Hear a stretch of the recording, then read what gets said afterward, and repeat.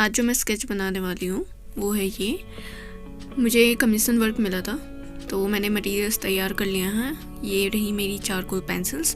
तो आज की वीडियो स्केच है तो मैं नॉर्मल चारकोल पेंसिल से स्केच बनाऊंगी। और ये रही जोई, मेरी कैट, जिसकी वजह से कुछ महीनों से मैं काम नहीं कर पा रही थी, वीडियो नहीं डाल पा रही थी और ये ऐसे परेशान करती है मुझे। तो ये रही पिक्चर और एक पेपर भी रेडी रख लिया है मैंने साइड में। शू शू शू तो स्टार्ट करते हैं आज का स्केच।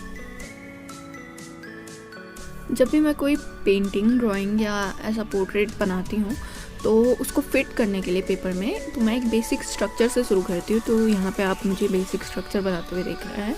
ये फेस का मैंने बेसिक स्ट्रक्चर जो होता है वो मैंने बनाया है। अगर आपको जानना है कि ये कैसे किया जाता है सो प्लीज़ कमेंट बिलो और मैं आपको नेक्स्ट वीडियो में बताऊंगी कि फेस कैसे आप कॉपी कर सकते हैं, कैसे बेसिक स्ट्रक्चर सीख सकते हैं। ये रही जोई अगेन डिस्टर्बिंग तो यहाँ पे मैंने पूरा फिट कर दिया।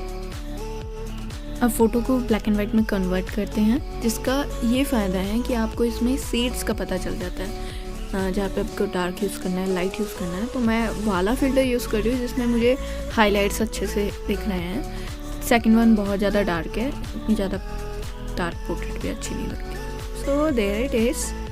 अब हम स्टार्ट करते हैं फेस पोर्ट्रेट बनाना। आई होप आपको ये वीडियो पसंद आ रही होगी। So don't forget to give your thumbs up and subscribe to my channel. जैसा मैंने बेसिक स्ट्रक्चर बनाते समय जो लाइंस क्रिएट की थी उसमें से एक लाइन सबसे टॉप की लाइन आइज़ की होती है, फिर नोज़ की लाइन होती है, फिर माउथ की लाइन होती है। तो मैं जब भी फेस पोर्ट्रेट बनाती हूँ तो आई से ही वर्क करना स्टार्ट करती हूँ। आइज़ से लाइन जो भी इक्वल है, दोनों आइज़ बना के उसके कंपैरिजन में नोज़ बनाती हूँ, लिप्स बनाती हूँ। और अगर मैं फेस पोर्ट्रेट की वीडियो बनाऊँगी तो आपको उस वीडियो में मैं क्लियरली समझाऊँगी कि कैसे काम होता है। तो यहाँ पे आप जो भी मुझे बीच बीच में लाइंस क्रिएट करते हुए देख रहे हैं, आइज़ के इक्वल या नोज़ के इक्वल टू माउथ, तो ये सारी लाइंस समझने के लिए होती हैं कि काम कैसे होता है। और क्योंकि हमारा फेस एक प्रोपोर्शन में होता है, वो सब समझने की ज़्यादा ज़रूरत होती है अगर आप फेस पोर्ट्रेट सीख रहे हैं। तो जैसे आप मुझे स्क्रीन में भी पेंसिल लगाते हुए देख रहे हैं तो वहाँ पे भी मैं लाइंस नाप रही हूँ कि इसके इक्वल ये है, इसके इक्वल ये है। तो ये बहुत इजी प्रोसेस है समझने के लिए। और अभी तो बहुत वियर्ड लग रहा होगा क्योंकि बहुत सारी लाइंस आपको बीच में दिख रही हैं। और जब मैं स्केच बनाती हूँ तो वो इतना एग्जैक्ट भी नहीं दिखता है, जहाँ तक मैं नोटिस करती हूँ। और मैं बहुत सारी चीज़ें फिर शेडिंग करते करते भी सही कर देती हूँ। तो ये वैसे बेसिक्स हैं जो सबको जानना बहुत ज़्यादा ज़रूरी है। अभी मैं जब क्लियर करूँगी तो आपको लगेगा थोड़ा थोड़ा सिमिलर क्योंकि ऐसा होता है कि हमारा जो फेस होता है वो 2 डायमेंशन में नहीं होता है, 3 डायमेंशन में होता है, यू ऑल नोज। तो जो शेड्स हैं, हाइलाइट्स हैं, वो फेस के शेप को डिफ़ाइन करती है। तो स्केच बनाने में उतना क्लियरली डिफ़ाइन नहीं हो पाता है। जैसे कि हम शेडिंग में एंटर करते हैं तो वो जो शेप है उसको 3D फॉर्म मिलने लग जाता है। तो उसके लाइट शेड से वो सरफेस डिफ़ाइन होती है कि वो फेस कैसा है, मोटा है, पतला है। ये भी प्रोसेस है लर्निंग का। और यहाँ पे बेबी फेस बनाने वाली हूँ। ये बेबी बहुत क्यूट है रियली में तो इसको बनाने में मुझे बहुत मज़े भी आए।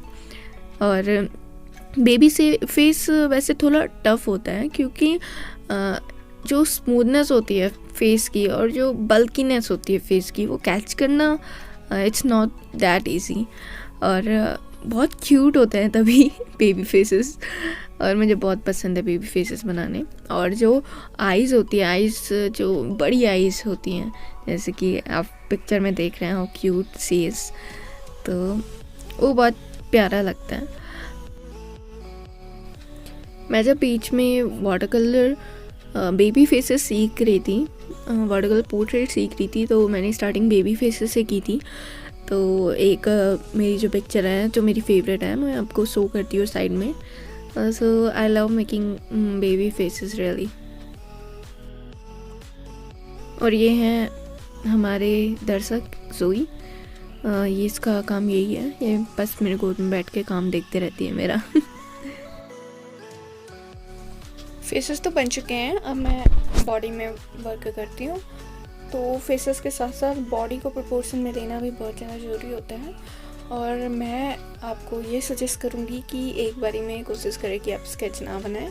मैं जब स्टार्टिंग में सीख रही थी, मैं ऐसा करती थी कि मैं एक बारी फेस बनाती थी एंड देन उसको सामने रख देती थी। कुछ दिनों तक मैं देखते रहती थी, जो भी गलतियाँ हैं उसको सही करती थी एंड देन फिर से सामने रखती थी। तो इससे थोड़ी हेल्प मिलती है कि उसको एग्जैक्ट बनाने में। अब आदत हो चुकी है, तो मैं एक ही बार में एग्जैक्ट बना देती हूँ और बाकी का शेडिंग में कवर कर देती हूँ।